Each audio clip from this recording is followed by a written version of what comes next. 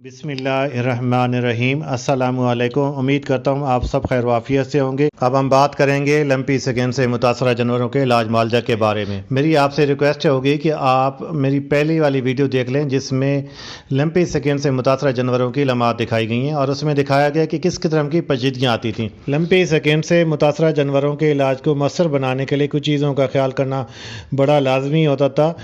सबसे पहली बात आ जाती है एंटीबायोटिक। पहली बात तो ये कि बिला वजह और गैर ज़रूरी तौर पर इसका इस्तेमाल नहीं करना चाहिए। अगर ज़रूरत हो तो उसके मुताबिक जो इन्फेक्शन है। इसी तरह स्टीरॉयड की जब बात करते हैं तो स्टीरॉयड बिल्कुल बिला वजह और गैर ज़रूरी तौर पर इस्तेमाल हरगिज़ नहीं करना चाहिए। और ख़ास तौर पर ऐसे जानवर जो प्रेगनेंट हों उनमें तो हरगिज़ कतई इस्तेमाल नहीं करना चाहिए। अगर ज़रूरत भी है तो 1-2 दिन के लिए इस्तेमाल करें, इससे ज़्यादा इस्तेमाल ना करवाएं।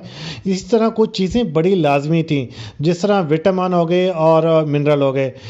ऐसे जानवर जो जुगाली ना कर रहे हों, चराई ना कर रहे हों तो उसके लिए विटामिन बी कम्प्लेक्स लाजमी था। विटामिन ए डी ई इसका इस्तेमाल करवा सकते थे।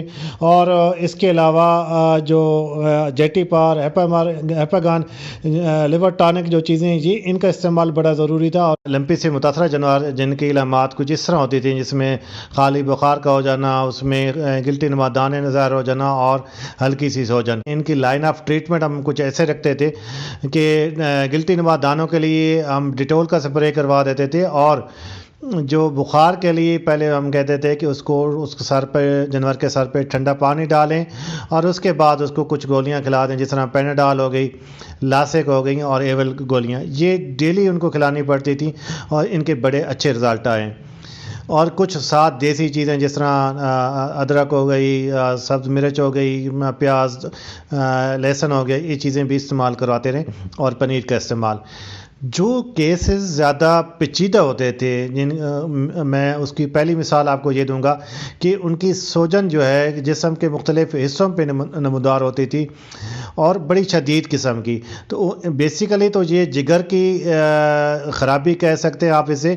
तो इसके इलाज के लिए हम जो एपामर इंजेक्शन, जेटीपार सिरप का इस्तेमाल करवाते रहे और एमाइनोविटाल ड्रिप का, साथ ही इसको एपागान इंजेक्शन भी लगवाते रहे और इनके रिज़ल्ट भी माशाल्लाह बेहतर है। इसके अलावा कुछ चीज़ें ऐसी थी जिस तरह यूरिन के अंदर ब्लड आ जाना, तो वो इंडिकेशन थी कि ये जानवर जो हैं ब्लड पैरासाइट का शिकार हो गए।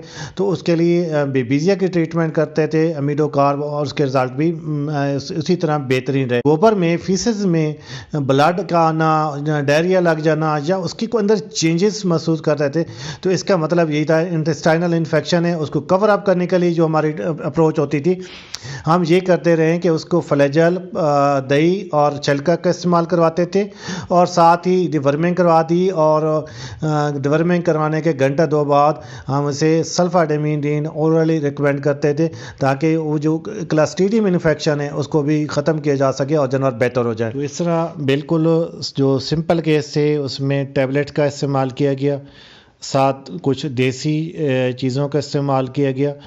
और जो पेचीदा केस है, अगर किसी जानवर को खांसी आ रही थी, नाक से तो तुबत आ रही थी, तो उसमें जो एंटीबायोटिक है टाइलोसिन ग्रुप ने बड़ा अच्छा रिजल्ट दिया। जो इंतनियों की इन्फेक्शन थी, सल्फाडामाइडिन हो गई, ट्राइनेक्स इंजेक्शन ने बड़ा अच्छा रिजल्ट दिया।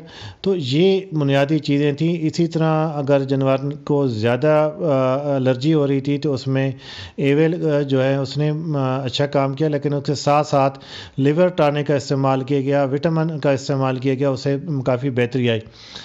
जिन जानवरों के ज़ख़म ठीक नहीं हो रहे थे तो उसका बेसिकली हमने अप्रोच ये रखी कि लिवर टॉनिक का इस्तेमाल करें और पायोडीन से वाश करना, पिंकी से वाश कर देना। फिर सिकाट्रिन पाउडर है, अगर उसको अवेलेबल हो गया तो उसके शानदार रिजल्ट मिले।